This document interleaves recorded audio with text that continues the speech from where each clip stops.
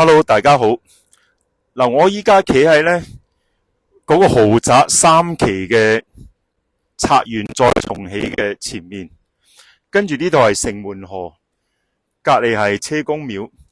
咁呢條河呢，喺冬天嘅時候好靚嘅喎，好多水呢流嚟流去，同埋好多白鷺同埋好多花，好靚嘅環境。但係依家唔知點解呢，呢度呢陣陣臭味，同埋好多魚死咗啊！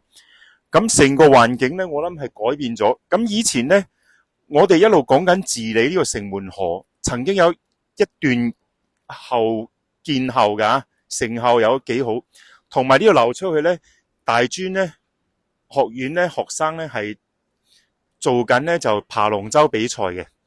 咁依家啲水呢臭咗之後呢，啲魚死晒。隔離嗰啲禽鳥咧都造成一定嘅危險嘅。咁如果呢啲水再又流出去大海咧，做呢個龍舟比賽咧，咁啊唔知會點啦。所以呢個源頭咧，究竟發生咩事咧？其實當局應該咧就檢查下，唔好翻去舊陣時咧，由從殖民地嘅時代咧就重提呢個治理城門河，治理咗幾廿年都治理唔好，我唔知點解啦。咁希望當局同埋相關嘅區議員呢，真係要留意下。唔該晒，拜拜，拜拜，拜拜。